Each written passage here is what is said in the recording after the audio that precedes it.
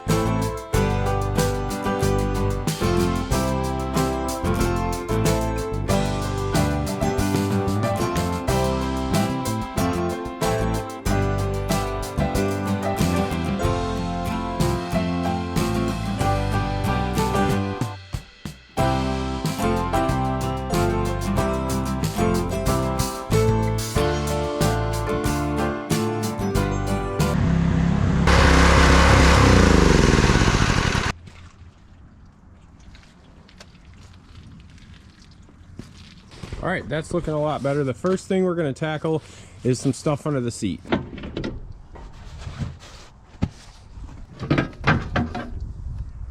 So one thing that's wrong with this is the right side track slips a little bit, and the reason is because this thing is adjusted right to the edge. So this is the right way to have these adjusted, where this has about 1.5 inches of play before that starts to really move. This one, there's no play in it at all. As soon as I pull this, it starts to pull that clutch. So we need to back that off and get this adjusted right so that clutch stops slipping.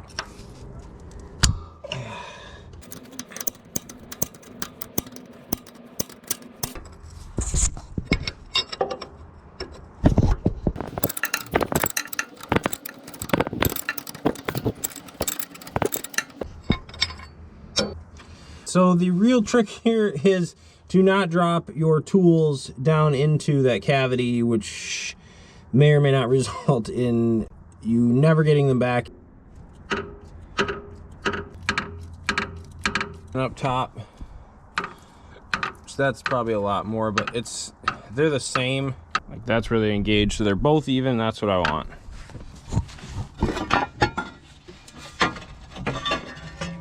The next thing that really bothers me is that the fuel lines are rubber to a point right here, and then they're joined together here. So this line and this line, one's a fuel supply and one's a return, and then it goes back to steel, and then there's a connection there that goes back to rubber, and it's kind of the same story on the return line, and I don't like that. I want one line that goes all the way from the tank to the pump, and then from the return back to the tank. So let's get that fixed.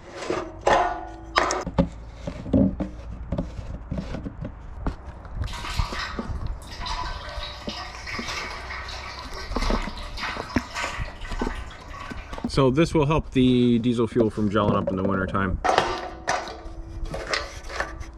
All right, the next thing I want to tackle is these clutch housings. When I bought the machine, the covers were missing, and that's kind of a problem because if you're working in here and you drop something, it is magnetically drawn to a hole where you will never recover it reasonably. I also don't want water or animals getting in there.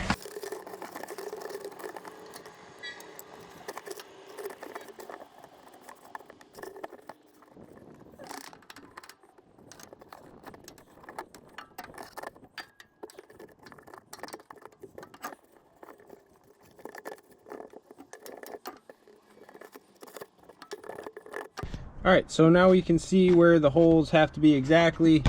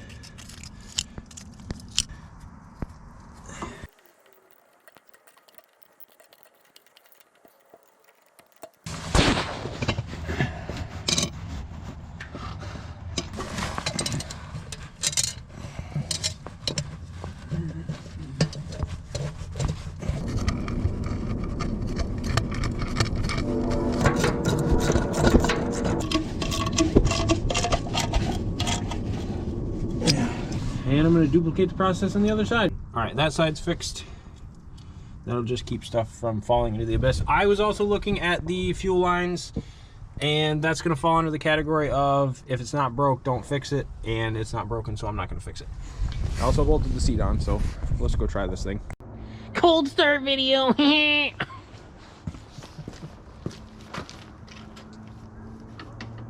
I almost ran myself over in this thing, seriously. You pulled a runner, huh? Yeah, yeah.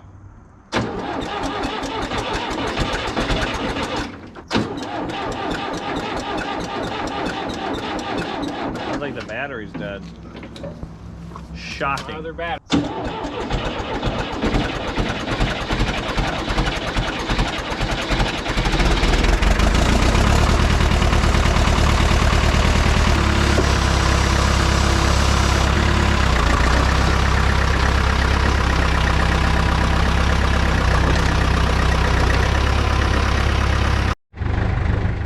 All right, we're back on this road. There is a bunch of water kind of pooling here, and it starts up there and it's running down here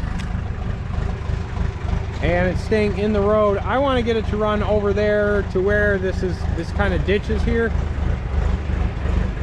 So let's cut this in and get that fixed.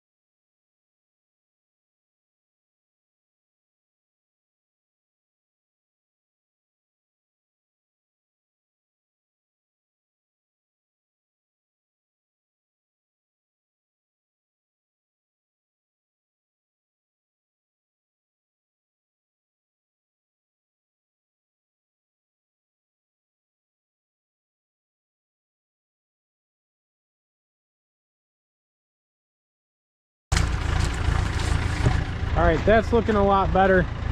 Now when that water comes down from up there, it's pretty much got no choice but to come in here. And I don't really care if it sits there because it's not going to cause any potholes. And then any water that does come down this road,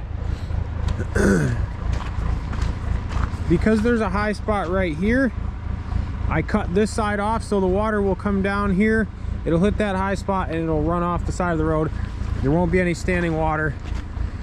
Everything here will shed off to this side, and then any from about that point right there will shed into that side of the road off to the left side, and it won't sit on the road. The idea is that you don't want water sitting on the road.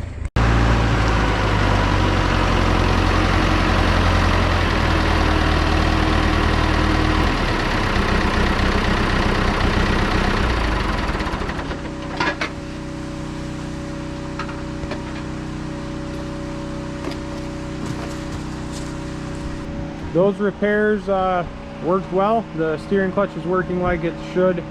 I guess essentially it could probably use a new one, but we'll get as much life out of it as we can.